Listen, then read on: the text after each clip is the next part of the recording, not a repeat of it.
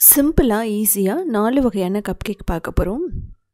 இது வந்து பார்த்திங்க அப்படின்னா நம்ம ஓடிஜிலையும் பண்ணலாம், கடாயிலையும் பண்ணலாம். நான் 2 மெத்தட்லேயுமே காமிச்சிருக்கேன். இது எல்லாமே பர்ஃபெக்டான ஸ்நாக்ஸ்க்கு வந்து குழந்தைகளுக்கு கொடுத்து விடலாம். ஓட்ஸ் கப் கேக்லேருந்து ஆரம்பித்து நம்ம பனானா கப் கேக், அதுக்கப்புறம் வந்து வனிலா கப் கேக் பண்ண போகிறோம். ரொம்ப ரொம்ப ஸ்பாஞ்சியாக சாக்லேட் கப் கேக். இது எல்லாமே எப்படி பண்ணுறதுன்னு பார்க்கலாம். இதுக்கெல்லாம் முதல்ல நம்ம பார்க்க போகிறது banana chocolate walnut cup cake. இதில் வந்து பார்த்திங்க அப்படின்னா நம்ம எக் இல்லாமல் பட்டர் இல்லாமல் பண்ண போகிறோம். ரொம்ப ரொம்ப ஈஸியாக பண்ணிடலாம். கிட்டத்தட்ட பழுத்த வாழைப்பழம் ஒன்று எடுத்துக்கலாம். இதை வந்து நல்லா மேஷ் பண்ணிக்கோங்க. அப்படி இல்லைன்னா கூட மிக்சியில் ஒரு சுற்று விட்டு எடுத்துக்கலாம். ஸோ இந்த மாதிரி தான் இருக்கணும் உங்களுக்கு. இதுக்கப்புறம் ஆயில் வந்து 1/5 கப்பும் பால் வந்து ஊற்றிக்கலாம். அதுக்கப்புறமா ப்ரௌன் சுகர், வனிலா எசன்ஸ் போட்டுக்கலாம். நல்லா மிக்ஸ் பண்ணுங்கள். கிட்டத்தட்ட 1 நிமிஷத்துக்கு எல்லாமே நல்லா கம்பைன் ஆகணும். அப்படி ஆனால் மட்டும்தான் கப் கேக்கில் ஆயில் வந்து கீழே வந்து வந்துடாது. ஸோ அது வந்து ரொம்ப முக்கியம். இப்போது கோதுமை மாவு தான் நான் எடுத்திருக்கேன். கிட்டத்தட்ட 3/4 கப் எடுத்திருக்கேன். நல்லா சலித்து ஆட் பண்ணிக்கலாம். ஸோ கட்டி இல்லாமல் சலிக்கும்போது கப் கேக் வந்து நல்லா ஸ்மூத்தாக வரும். இப்போது கார்ன்ஃப்ளவர் வந்து ரொம்ப முக்கியம் இதில். அதுக்கப்புறம் கொக்கோ பவுடர், அதுக்கப்புறம் cinnamon powder, baking soda, baking powder. எப்போவுமே பேக்கிங் சோடா வந்து பேக்கிங் பவுடர்லேருந்து அரைவாசி தான் இருக்கணும், இல்லை அப்படின்னா கால் அப்படி தான் இருக்கணும். அதனால தான் நம்ம கரெக்டாக ஆட் பண்ணணும். இல்லைன்னா ரொம்ப பொங்கிடும். ரொம்ப பொங்கி ஒரு மாதிரி சாப்பிடவே நல்லா இருக்காது நீங்கள் பேக்கிங் சோடாவில் ரொம்ப போட்டிங்கன்னா. ஸோ இதை நல்லா வந்து மிக்ஸ் பண்ணுங்கள். உங்களுக்கு பார்த்தாவே தெரியும் நல்லா ஸ்மூத்தாக வந்துட்டுருக்கு. தேவைப்பட்ட எக்ஸ்ட்ரா நீங்கள் சூடான பால் கூட ஊற்றிக்கலாம். கன்சிஸ்டன்சி பார்த்துக்கணும்.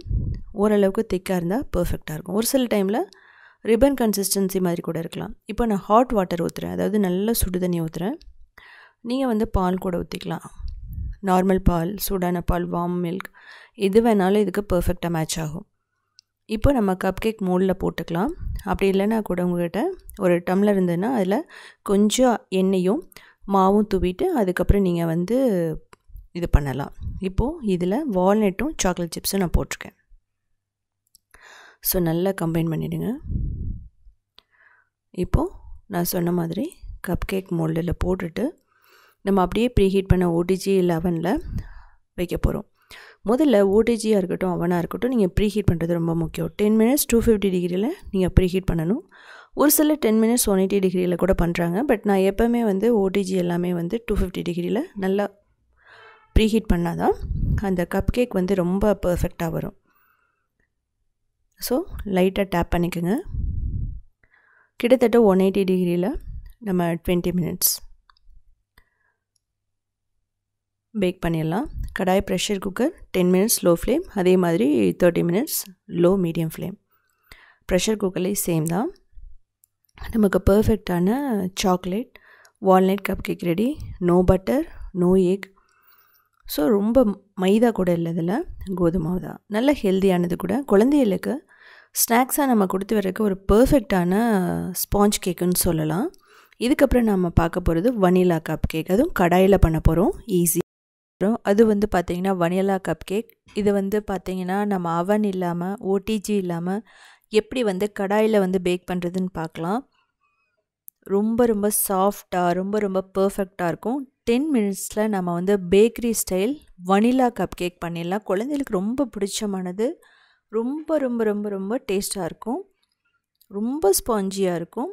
இதுக்கு வந்து பார்த்திங்கன்னா முதல்ல நமக்கு சின்ன அந்த கப்ஸ் இருக்கும், நம்ம அதை வந்து எடுத்துக்கலாம். நம்ம சர்வ் பண்ணுற கப், சாம்பார் அது மாதிரி, நம்ம ரசமெல்லாம் அது மாதிரி அந்த கப்பையை நீங்கள் எடுத்துக்கலாம். எண்ணெய் தடவிட்டு இது மாதிரி மாவு தூவி நம்ம என்ன பண்ணிடலாம்னா மாவு எக்ஸ்ட்ரா எடுத்துடலாம். ஸோ இதை ரெடி பண்ணிட்டோம். இப்போது 2 எக் எடுத்துக்கலாம். எக்கு பிடிக்காதவங்க தயிர் போட்டுக்கலாம். அது ஃப்ரெஷ்ஷான தயிர், புளிக்காத தயிர் போட்டுக்கோங்க. இல்லைனா பட்டர் மில்க் வந்து பண்ணிக்கலாம். அதாவது பாலில் கொஞ்சம் லெமன் ஜூஸை பிழியும் போது பட்டர் மில்க் ஆகிடும் வாமான மில்கில். ஸோ நீங்கள் அப்படி கூட பண்ணலாம். இது 1 நிமிஷம் நல்லா பீட் பண்ணணும். வனிலா எசன்ஸ் இது எதுக்காக போடுறோம் அப்படின்னா நமக்கு அந்த எக்கோட ஸ்மெல் தெரியக்கூடாதுங்கிறதுக்காக வனிலா எசன்ஸ் போடுறோம். இல்லைன்னா பைனாப்பிள் எசன்ஸ் போட்டுக்கலாம். இல்லைன்னா ஏலக்காய் பொடி கூட போட்டுக்கலாம். இப்போ நம்ம என்ன பண்ண போகிறோன்னா பவுடர் சுகர் ஒரு 1/2 கப் போடுறோம். சுகரை வந்து நம்ம ஃபைனாக இருந்தால் கூட நம்ம யூஸ் பண்ணிக்கலாம். இப்படி போடுறதுனால கப் கேக் வந்து பார்த்திங்கன்னா ஒரு நல்ல ஒரு ஷைனிங்கை கொடுக்கும். இது எந்த அளவுக்கு பீட் பண்ணணும் அப்படின்னா ஒரு 10 to 12 மினிட்ஸ் நீங்கள் பீட் பண்ணுங்கள். நல்லா க்ரீமியாக வந்துடும், ரிப்பன் மாதிரி க்ரீமியாக வந்துடும். இது போதும். இதுக்கப்புறம் 3/4 கப் மைதா, இல்லை நீங்கள் கோதுமை மாவு கூட யூஸ் பண்ணிக்கலாம். பேக்கிங் பவுடர் ஒரு 1/2 டீஸ்பூன் போட்டுக்கலாம். பேக்கிங் சோடா தேவைப்பட்டால் ஒரு 1/4 டீஸ்பூன் போடலாம். அது வந்து பார்த்திங்கன்னா ஆப்ஷனல் தான்.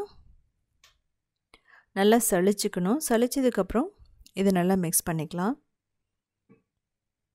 ஸோ இதில் பார்த்திங்கன்னா எக்கை வந்து நம்ம செப்பரேட் பண்ண மாட்டோம். அதுக்கப்புறம் பார்த்திங்கன்னா இதுக்கு கப் கேக் மோல்டோ லைனர்ஸோ எதுவுமே தேவையில்லை. நம்ம டம்ளரில் கூட நீங்கள் செய்யலாம். இதே மாதிரி டம்ளரில் ஊற்றிட்டு இப்போது ஒரு 1/4 கப் பால் ஊற்றிக்கலாம். நீங்கள் சுடான பால் ஊற்றலாம், வார்ம் மில்க் ஊற்றலாம், இல்லை அப்படின்னா ஃப்ரெஷ்ஷான மில்க் கூட ஊற்றிக்கலாம். ஸோ மில்க்கு பார்த்திங்கன்னா ரொம்ப சில்லுன்னு இருக்க வேணாம், ரூம் டெம்பரேச்சரில் இருக்கிறது. எக்கும் சரி, ரூம் டெம்பரேச்சரில் இருக்க எக்கை வந்து யூஸ் பண்ணுங்கள். அப்படி பண்ணும்போது ரொம்ப பர்ஃபெக்டாக வந்துடும். இது வந்து பார்த்திங்கன்னா கட்டி இல்லாமல் நம்ம மிக்ஸ் பண்ணணும். அதே சமயத்தில் ஓவர் மிக்ஸும் பண்ணிடக்கூடாது. இது மாதிரி ரிப்பன் கன்சிஸ்டன்சியில் நல்லா ஷைனிங்கான ஒரு பேட்டர் நமக்கு கிடைக்கும். இது வந்து போதும். இதுக்கப்புறம் நம்ம என்ன பண்ணிக்கலாம்னா இதில் ஊற்றிக்கலாம். ஸோ உங்களுக்கு வந்து இப்படி கப்ஸ் இல்லைன்னா கூட நீங்கள் வந்து என்ன பண்ணலாம் அப்படின்னா ஒரு பிளேட்டு வந்து நீங்கள் ரெடி பண்ணிக்கலாம். ஒரு நார்மலான பிளேட்லேயே நீங்கள் என்ன பண்ணலாம் அப்படின்னா மாவு தூவிட்டு ஆயில் போட்டுட்டு மாவு தூவிட்டு நீங்கள் வந்து அதை ரெடி பண்ணிவிட்டு இது மாதிரி ஊற்றுனீங்கன்னா ஒரு பெரிய கேக் மாதிரி வரும். உங்கள்கிட்ட மோல்டு இல்லைனாலும் நீங்கள் அப்படி கூட பண்ணலாம். ஸோ இவ்வளோ சின்னதாக இல்லாமல் பெரிய பவுல் கூட நீங்கள் எடுத்து வச்சுட்டு பண்ணலாம். ஸோ இதே வந்து மெத்தடு தான். உங்களுக்கு வந்து பெரிய ஸ்பாஞ்ச் கேக்குக்கும் இதே வந்து பேட்டர் தான், நார்மல் கப் கேக்குக்கும் இதே மாதிரி பேட்டர் தான். இப்போ வந்து கடாயை வந்து 10 மினிட்ஸ் லோ ஃப்ளேமில் ப்ரீஹீட் பண்ணி வச்சுட்டு நம்ம வந்து இதை வச்சுட்டு 25 மினிட்ஸ் வந்து நம்ம லோ ஃப்ளேமில் வந்து பேக் பண்ணணும்.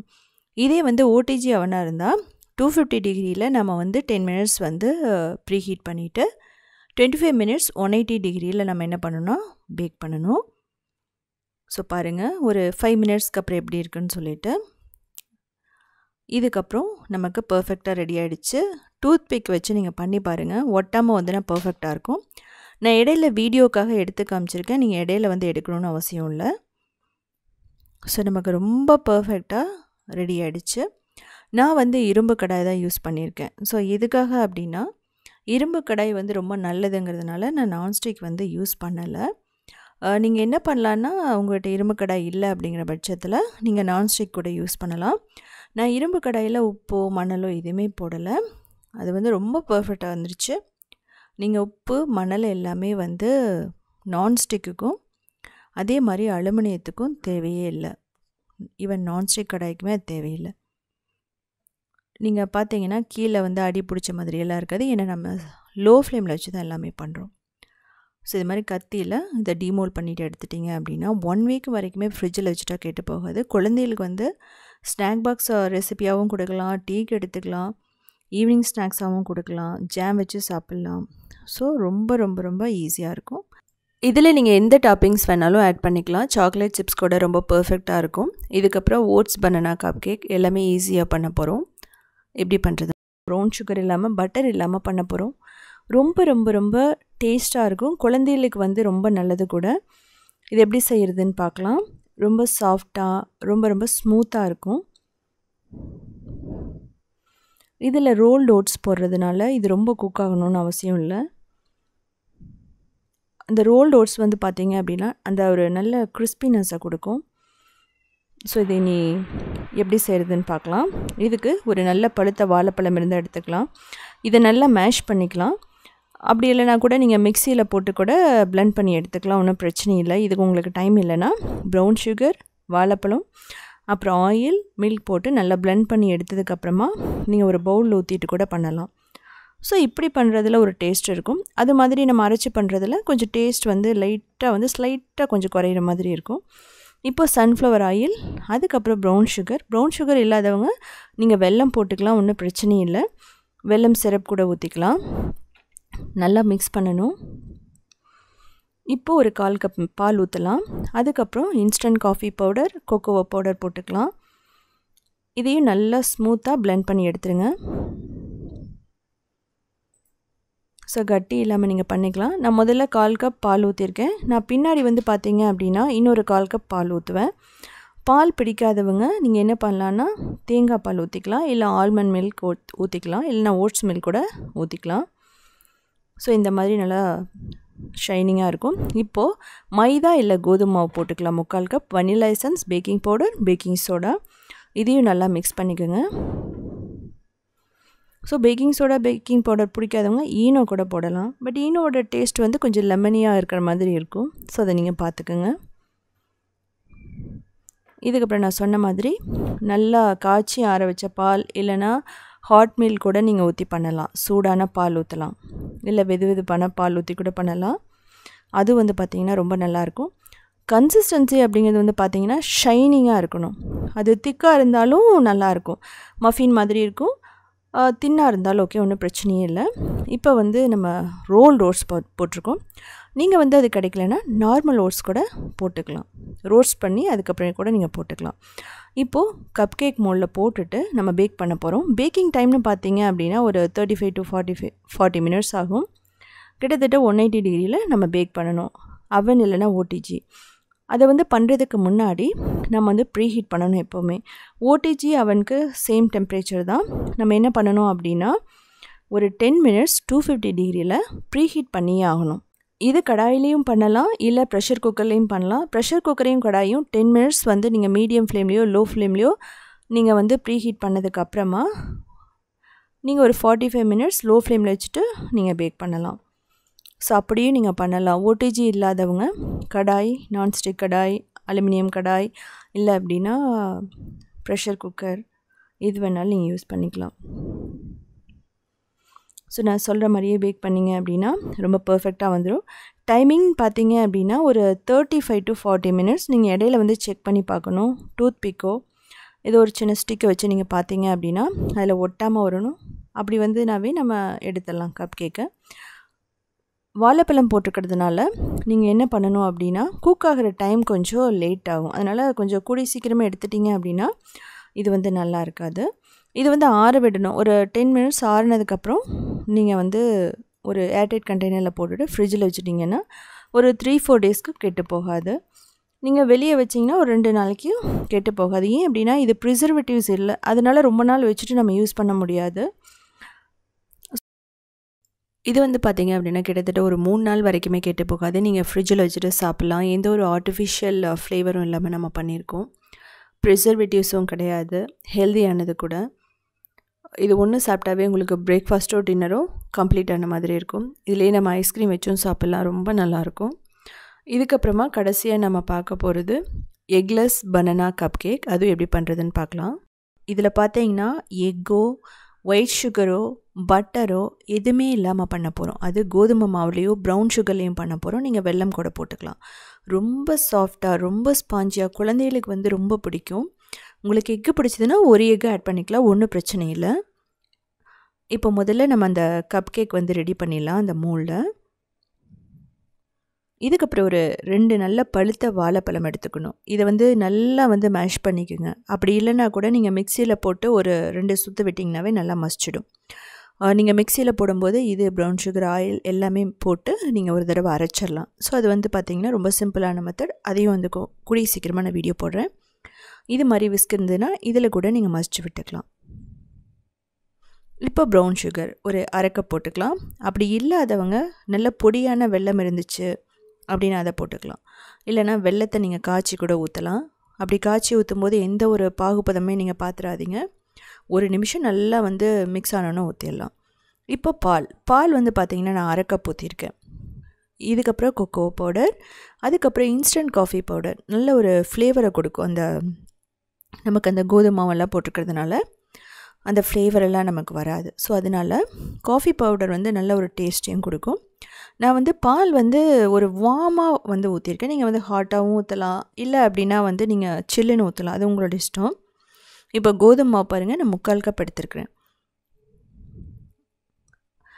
அதாவது பேக்கிங் பவுடர் ஒரு 1/2 டீஸ்பூன் மட்டும் போட்டுக்கோங்க, பேக்கிங் சோடா ஒரு 1/4 டீஸ்பூன் மட்டும் போட்டுக்கோங்க. ஸோ இதெல்லாம் நல்லா மிக்ஸ் பண்ணிக்கலாம். இதெல்லாம் எதுவுமே இல்லை அப்படிங்கிறவங்க ஒன்றும் பிரச்சனையே இல்லை, நீங்கள் வந்து ஈனோ இருந்ததுனாலும் போட்டுக்கலாம். ஸோ பாலே பிடிக்காதவங்க நீங்கள் எப்படி பண்ணுறதுன்னு கேட்டிங்க அப்படின்னா, நான் வந்து தேங்காய் பால் ஊற்றலான்னு சொல்லுவேன். கொஞ்சம் சூடு பண்ணி தேங்காய் பால் ஊற்றிக்கோங்க, ஒன்றும் பிரச்சனை இல்லை. அப்படி இல்லை தேங்காய் பாலும் சாப்பிட மாட்டேன்னா ஆல்மண்ட் மில்க் இருக்கும், அதை அரைச்சி வடிகட்டி ஊற்றலாம், இல்லைனா ஓட்ஸை வந்து ஊற வச்சு வடிகட்டி ஊற்றலாம். ஸோ அதுவும் வந்து ரொம்ப பர்ஃபெக்டாக தான் இருக்கும். இது வந்து ரொம்ப வந்து ரன்னியாக வேணாம், கொஞ்சம் திக்காக இருந்தாலும் ஓகே தான். இது வந்து பார்த்திங்கன்னா கப் கேக் மஃபின் அந்த மாதிரி இருக்கும். ஒரு ஹெல்த்தியான ஸ்நாக்ஸ்ன்னு சொல்லலாம். கடையில் வந்து வாங்கி ப்ரிசர்வேட்டிவ்ஸ் ஆட் பண்ணி பண்ணுறதுக்கு நம்ம இது மாதிரி வீட்டில் செஞ்சு கொடுத்தா குழந்தைகளுக்கு ரொம்ப பிடிக்கும். இந்த மாதிரி இருந்தால் போதும். சாக்லேட் இருந்ததுன்னா நீங்கள் போட்டுக்கலாம், ஒயிட் சாக்லேட்டோ டார்க் சாக்லேட்டோ சாக்லேட் சிப்ஸ் எது வேணாலும் நீங்கள் போட்டுக்கலாம். எல்லாமே ரொம்ப நல்லாயிருக்கும். இந்த சாக்லேட் சிப்ஸ் எல்லாம் போடுறதுனால அப்படியே வந்து கப் கேக்குள்ளே வந்து அப்படியே மெல்ட் ஆகிருக்கும், நமக்கு அந்த டேஸ்ட் வந்து பயங்கரமாக வரும். ஸோ இப்போ வந்து இது மாதிரி கப் கேக் மோல்டில் வந்து ஊற்றிக்கலாம். இப்படி இல்லாதவங்க கவலையே பட வேணாம், ஒரு சின்ன சின்ன கிண்ணம் எடுத்துக்கோங்க, அதில் கொஞ்சம் ஆயில் கொஞ்சம் மாவும் தூவி அதை ரெடி பண்ணிக்கோங்க. அதுக்கப்புறம் இதை ஊற்றி நீங்கள் வந்து குக்கர்லேயும் பண்ணலாம், இல்லை வந்து இப்போ அவன் இல்லாதவங்க ப்ரெஷர் குக்கர்லேயும் பண்ணலாம், கடாயிலையும் பண்ணலாம். நான் வந்து ஓடிஜியில் பண்ண போகிறேன். ஓடிஜியில் வந்து 10 நிமிஷம் ப்ரீஹீட் பண்ணிக்கோங்க. ஓடிஜியோ இல்லை அவனோ 10 நிமிஷம் ப்ரீஹீட் பண்ணணும் 250 டிகிரியில். பேக் பண்ணுறது 40 மினிட்ஸ் நீங்கள் வந்து 180 டிகிரியில் பேக் பண்ணணும். அதே மாதிரியே ப்ரெஷர் குக்கரை வந்து 10 மினிட்ஸ் லோ ஃப்ளேமில் ப்ரீஹீட் பண்ணிவிட்டு அதுக்கப்புறம் ஒரு 45 மினிட்ஸ் லோ ஃப்ளேமில் குக் பண்ணிங்கன்னா ரொம்ப பர்ஃபெக்டாக ரெடி ஆகிடும். ஏன் இது வந்து 40 மினிட்ஸ் அப்படின்னு சொல்கிறேன் அப்படின்னா, இதில் வந்து பனானா ஆட் பண்ணியிருக்கோம். ஸோ அதனால தான் அவ்வளோ டைம் எடுத்துக்கும். நீங்கள் நார்மல் பனானா போடாமல் பண்ணிங்க அப்படின்னா இது வந்து ஒரு 10-15 நிமிஷத்தில் இந்த கப் கேக் ரெடி ஆகிடும். பனானா மிக்ஸ் ஆகிருக்கிறதுனால பனானா வேகிறதுக்கு டைம் ஆகும். ஸோ அதுதான். ஸோ இப்போ நம்ம வெந்துருச்சு, ஒரு 5 நிமிஷம் ஆற விட்டுட்டு நம்ம எடுக்கலாம். இப்போ நம்ம எடுத்து பார்க்கலாம், ஒரு 5 நிமிஷம் ஆகிருக்கும். இதே மாதிரி நிறைய ரெசிபிஸ் வேணும்னா நீங்கள் உத்தமி கிச்சனை ஃபாலோ பண்ணலாம். அது மட்டும் இல்லாமல் க்ரியேட்டிவ் வேர்ல்டுன்னு சொல்லிட்டு இன்னொரு சேனலில் இருக்குது, அதுலேயுமே 1900 ரெசிபிஸ் இருக்குது, எல்லாமே வெஜிடேரியன் ரெசிபிஸ். அது மட்டும் இல்லாமல் சவுத் இண்டியன் ஃபுட் ஸ்டார்ட்ங்கிற வெப்சைட்டை 14 இயர்ஸாக ரன் பண்ணுறோம். 8000 ரெசிபிஸ் இருக்குது. Step by step photos plus வீடியோஸோடு இருக்கும்.